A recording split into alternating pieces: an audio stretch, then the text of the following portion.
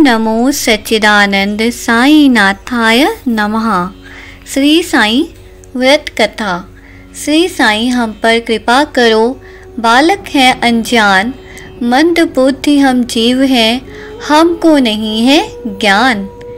एक समय की बात है कि किसी नगर में त्रिलोकी और उसकी पत्नी लक्ष्मी रहते थे। दोनों का एक दूसरे के प्रति बहुत ही प्रेम भाव था। वह दोनों अपने घर परिवार में आनंद पूर्वक जीवन व्यतीत करते थे। त्रिलोकी एक सामान्य परिवार का आदमी था। उसका कोई कारोबार नहीं था। वह दिन भर मेहनत और मजदूरी करता था और उसी से अपना जीवन और परिवार को चलाता था।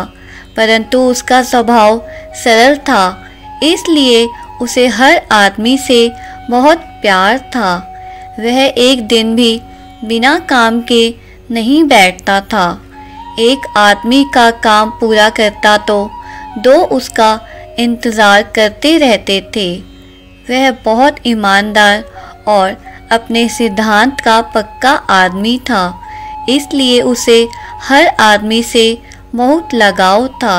इसीलिए वह भी हमेशा खुश रहा करता था और उसकी पत्नी लक्ष्मी भी अपने आप को बहुत सौभाग्यवती समझती थी कि हमें ऐसा अच्छा आदमी मिला है। वह त्रिलोकी पर अपने आप को बलिहारी चाहती थी। त्रिलोकी और लक्ष्मी दोनों बहुत ही खुश थे। उन्हें किसी बात की चिंता नहीं थी। त्रिलोकी और उसकी पत्नी लक्ष्मी दोनों का समय बहुत ही अच्छी तरह से निकल रहा था कि एक दिन त्रिलोकी की तबीयत अकस्मात खराब हो गई। तब लक्ष्मी त्रिलोकी को लेकर एक डॉक्टर के पास गई तो डॉक्टर ने दवा दी, लेकिन दवा से त्रिलोकी को थोड़ा सा भी आराम नहीं आया। तब आस पड़ोस की औरतें त्रिलोकी को खोजती हुई आईं तो तबीयत खराब देख उन्होंने लक्ष्मी से कहा कि तुम इसे अस्पताल में ले जाओ, वहाँ पर अच्छे डॉक्टर हैं। वह त्रिलोकी को लेकर अस्पताल में गई। वहाँ चेक कराया तो डॉक्टर ने बताया कि इनको कैंसर हो गया है। यह बात सुनते ही लक्ष्मी को लगा कि जैसे कान के पास बम फट गया हो। वह वहीं शिथिल हो गई और गिर पड़ी। उसको चक्कर आ गया। फिर वह त्रिलोकी को अपने साथ लेकर घर आई। उसको दवा खिलाकर सुला दिया। वह पूरी रात सोई नहीं। इसी चिंता में डूबी थी कि त्रिलोकी कैसे ठीक होगा। वह जब सुबह उठी तो उसके दरवाजे पर एक महात्मा जी ने जयकारा लगाया भिक्षा के वास्ते। उसने महात्मा जी को बड़े उदास होकर भिक्षा दी। वह महात्मा जी ने पूछा, बेटी क्या बात है कि तुम आज बहुत उदास हो? तब लक्ष्मी ने त्रिलोकी की सारी कहानी कह सुनाई। तब महात्मा जी बोले, बेटी घबराने की ज़रूरत नहीं है। तुम 9 गुरुवार श्री साईं बाबा का व्रत रखो। हो सके तो तुम्हारा सारा दुख दूर हो जाएगा, क्योंकि उनकी लीला अपरंपार है। वह बहुत ही दयालु हैं। फिर महात्मा जी ने व्रत की सारी विधि लक्ष्मी को समझाई।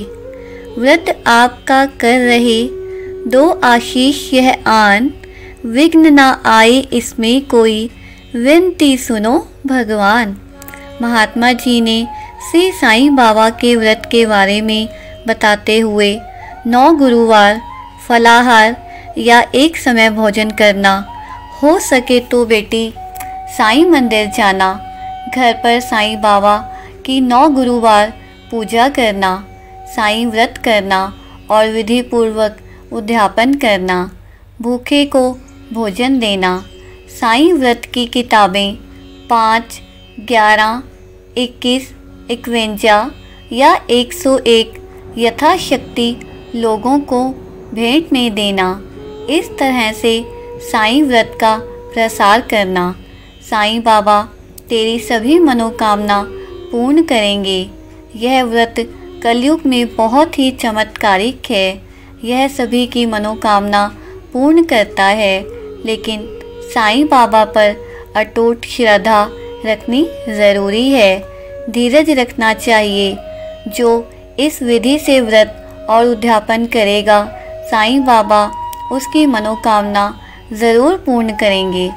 इस प्रकार लक्ष्मी ने गुरुवार का व्रत किया। 9वें गुरुवार को गरीबों को भोजन कराया। साईं व्रत की पुस्तकें भेंट में दी। उनके पति त्रिलोकी ठीक हो गए और घर में फिर से सुख शांति हो आई। उसका रोजगार फिर से चालू हो गया। थोड़े ही समय में ही सुख समृद्धि बढ़ गई। अब वे दोनों पति पत्नी सुखी जीवन बिताने लगे। घर में लक्ष्मी का वास हो गया। त्रिलोकी ने कुछ ही दिनों में अपना नया कारोबार खोल लिया। इस चमत्कार को आसपास के पड़ोस वाले पूछने लगे तो दोनों पति पत्नी ने श्री साईं बाबा के व्रत का चमत्कार बताया। इस बात को जानकर सभी लोगों ने श्री साईं बाबा का व्रत रखना शुरू कर दिया, जिससे सभी का दुख दूर हो गया। सभी लोग साईं बाबा की जय जयकार करने लगे। इसीलिए तो कहा गया है कि भाव धरे जो मन में जैसा, पावत अनुभव वो ही वैसा। गुरुवार करी पूजा सेवा, उस पर कृपा करत गुरुदेवा। ओम नमो सच्चिदानंद साईनाथाय नमः। साईनाथ सबका कल्याण करें।